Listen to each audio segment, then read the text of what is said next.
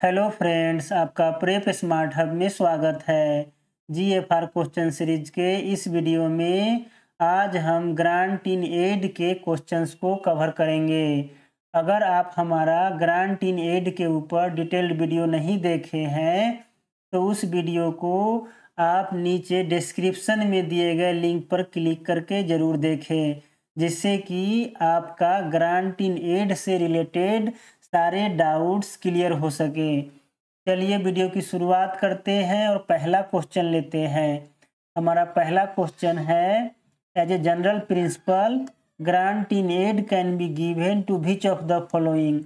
बोल रहा है ग्रांट इन एड जो है किस किस को दिया जा सकता है।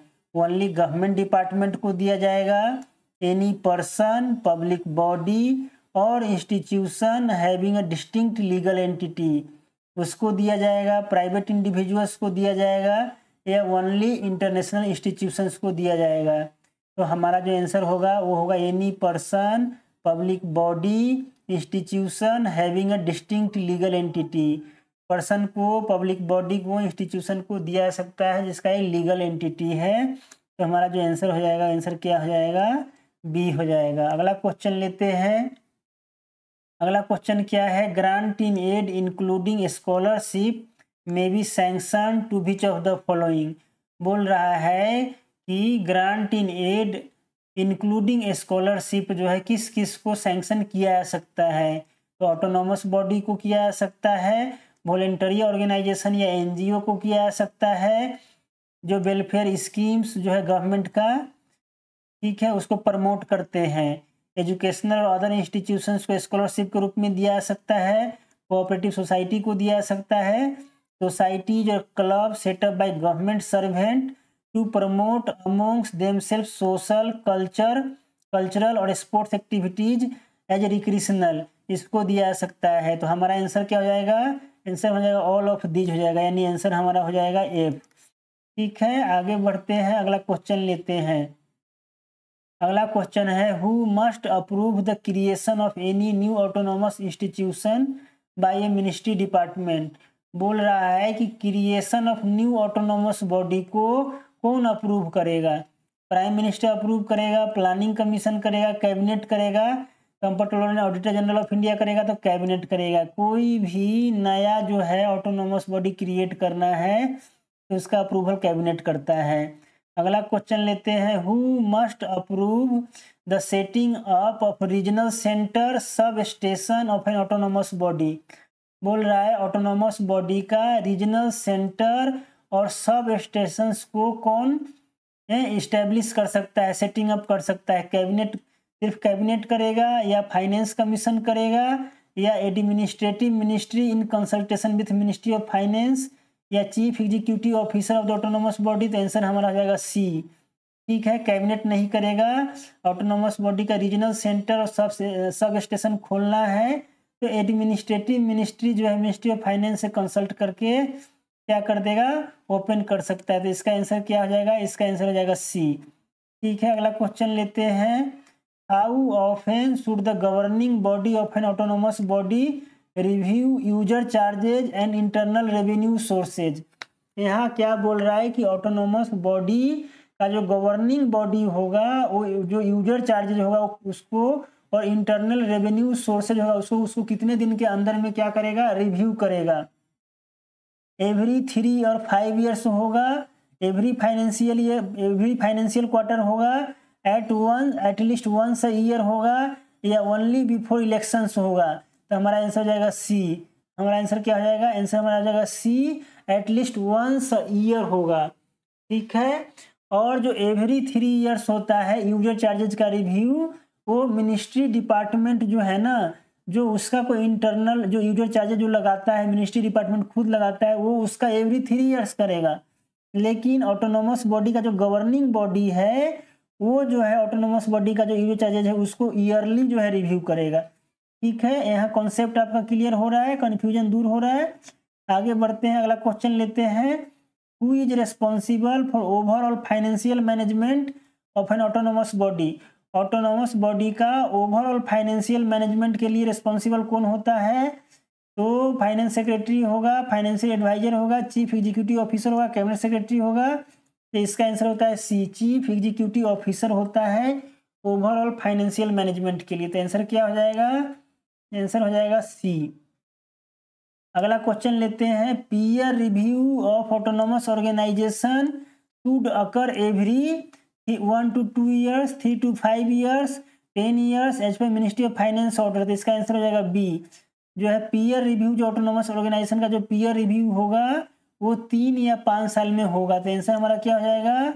आंसर हो जाएगा बी। ठीक है, आगे बढ़ते हैं, अगला क्वेश्चन लेते हैं। A peer review should assess whether, peer review क्या असेस करेगा?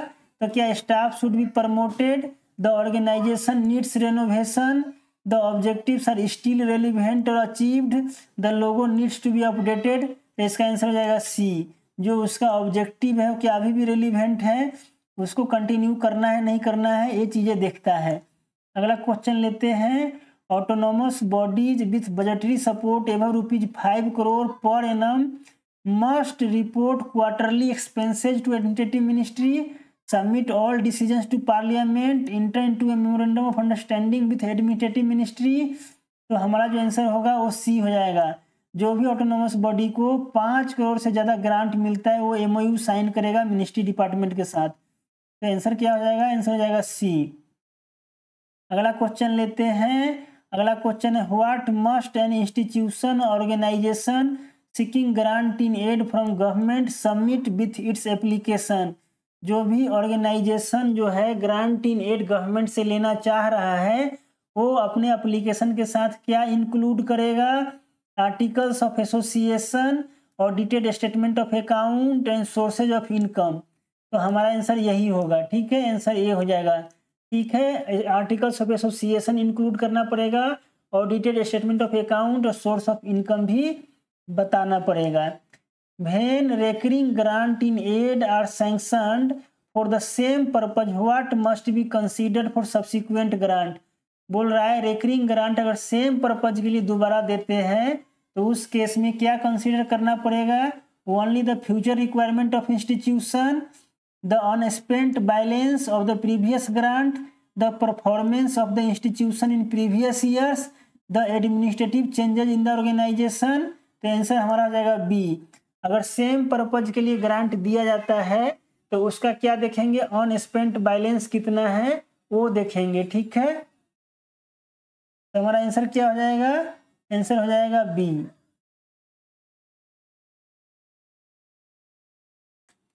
अगला क्वेश्चन लेते हैं, what are the key principles of just in time release for all payment to the extent possible. बोल रहा है कि जस्ट इन टाइम रिलीज का जो प्रिंसिपल्स है वो कौन कौन सा है? तो क्या है? एक cash balance at a time should preferably not be more than 3 months of the requirement. यानी कैश बैलेंस जो है 3 महीने के जरूरत से ज़्यादा 3 महीने की जरूरत से ज़्यादा नहीं रखना है। Fund should be release as per actual requirement and sanction में precede the release of fund with validity limited to the financial year. बोल रहा है कि जो कैश है वो 3 महीने से ज़्यादा नहीं रखना है और फंड्स जो रिलीज करेंगे रिक्वायरमेंट के हिसाब से करेंगे और सैंक्शन ऑर्डर जो है वो फंड रिलीज होने से पहले इशू होगा। ये दोनों सही है तो आंसर हमारा क्या हो जाएगा? आंसर हमारा हो जाएगा सी, बोथ हेड 1 और 2। आगे बढ़ते हैं, अगला क्वेश्चन लेते हैं। हमारा अगला क्वेश्चन है, what must be done with interest और other earnings from grant in aid और एडवांसेज। बोल रहा है कि जो ग्रांट इन एड देते हैं उससे जो अर्निंग्स अगर होता है या उससे उस पे अगर इंटरेस्ट एक्यूमुलेट होता है तो उसका क्या करना पड़ेगा? तो they can be kept by the grantee institutions for future use. Grantee institution की तरह रख लिया जाएगा या कंसोलिडेटेड फंड ऑफ इंडिया में रिटर्न कर दिया जाएगा या एडमिनिस्ट्रेटिव कॉस्ट के लिए यूज किया जाएगा या जो है न्यू प्रोजेक्ट में री इन्वेस्ट किया जाएगा। तो हमारा आंसर होगा B, consolidated fund of India में क्या कर दिया जाता है? जमा करना पड़ता है जो भी इंटरेस्ट एक्यूमुलेट होगा। What condition must be laid down when grant in aid are made to non government quasi government institution और ऑर्गेनाइजेशन। बोल रहा है कि नॉन गवर्नमेंट और क्वासी गवर्नमेंट इंस्टीट्यूशन को अगर ग्रांट देते हैं तो क्या कंडीशन ऐड करना पड़ेगा। तो कंडीशन रहता है assets acquired with government grant should not be disposed of without prior approval from the sanctioning authority except those declared obsolete. तो यही आंसर हो जाएगा कि जो भी ग्रांट दिया गया है उससे अगर कोई क्या होता है असेट्स क्रिएट होता है तो उसका डिस्पोजल कब तक नहीं करेगा, जब तक सैंक्शनिंग अथॉरिटी से अप्रूवल नहीं ले लेगा। तो हमारा आंसर क्या हो जाएगा, हमारा आंसर हो जाएगा बी। हमारा आंसर क्या हो जाएगा, हमारा आंसर हो जाएगा बी हो जाएगा। ठीक है, आगे बढ़ते हैं, अगला क्वेश्चन लेते हैं। When should the granting institution organisation submit its grant requirement for the next financial year. तो इसका आंसर हो जाता है by the end of September in preceding year. ये आंसर सितंबर तक उसको जो है क्या कर देना पड़ेगा, एप्लीकेशन सबमिट कर देना पड़ेगा। What is the maximum percentage of recurring expenditure that can be made from grant in aid for institution organisation. बोल रहा है कि जो maximum percentage of recurring expenditure grant in aid से जो मीट किया जा सकता है वो कितना होगा। तो जो 50% होगा इसका आंसर, उससे ज़्यादा नहीं होगा। क्या होगा आंसर, आंसर बी होगा। जो भी रेकरिंग एक्सपेंडिचर पे खर्च होगा ग्रांट इन एड से वो मैक्सिमम 50% ही होगा, उससे ज़्यादा नहीं खर्च करेंगे। What should the sanctioning authority ensure when granting assistance to agencies with more than 20 regular employees and 50% of regular expenditure from grant in aid. बोल रहा है कि अगर कोई ऐसा जो सैंक्शनिंग अथॉरिटी है जो ग्रांट सैंक्शन करता है, अगर वो किसी एजेंसीज को जिसके यहाँ 20 से अधिक एम्प्लाई है और जो 50% रेकरिंग एक्सपेंडिचर का ग्रांट इन एड से खर्च कर रहा है, तो उसमें क्या इंश्योर करेगा, तो वो इंश्योर करेगा reservation. They must include A clause for reservation for schedule caste, schedule tribe, OBC. Answer क्या हो जाएगा, आंसर इसका हो जाएगा बी। ठीक है, आंसर क्या हो जाएगा, बी हो जाएगा। अगला क्वेश्चन लेते हैं। What should be done if grant in aid are use to construct building.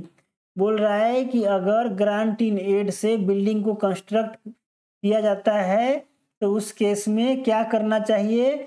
The ownership किसके पास रहेगा, the ownership must be with granting institutions, granting institutions के पास रहेगा। Ownership should vest with the government और the granting institution as decided by the sanctioning authority. तो हमारा यही आंसर होगा। आंसर क्या हो जाएगा, हमारा आंसर हो जाएगा बी। बोल रहा है कि जो ऑनरशिप होगा वो गवर्नमेंट के पास रहेगा या ग्रांटिंग इंस्टीट्यूशंस के पास रहेगा, ये कौन डिसाइड करेगा, सैंक्शनिंग अथॉरिटी जो ग्रांट सैंक्शन करता है। ठीक है, और अगर गवर्नमेंट के पास रहेगा तो ग्रांटिंग इंस्टीट्यूशंस को लीज पर दे देता है और इसमें मेंटेनेंस का जो सारा काम होता है उसका खर्चा ग्रांटिंग इंस्टीट्यूशंस को ही करना पड़ता है। ठीक है, अगला क्वेश्चन लेते हैं। What is the maximum percentage of administrative expenditure on pay and allowances of the personnel that can be covered by grant in aid. बोल रहा है कि जो पे एंड अलाउंसेज पे जो मैक्सिमम खर्च होगा ग्रांट इन एड से वो कितना हो सकता है, तो 20% होगा, उससे ज़्यादा नहीं होगा। तो आंसर क्या हो जाएगा, आंसर हो जाएगा डी। ठीक है, under what condition can grant in aid be considered for private institutions other than voluntary organisation. तो बोल रहा है कि जो प्राइवेट इंस्टीट्यूशंस है उसको ग्रांट इन एड नहीं दिया जाता है। ठीक है, लेकिन किस कंडीशन में दिया जा सकता है, तो only if approved by the internal finance wing.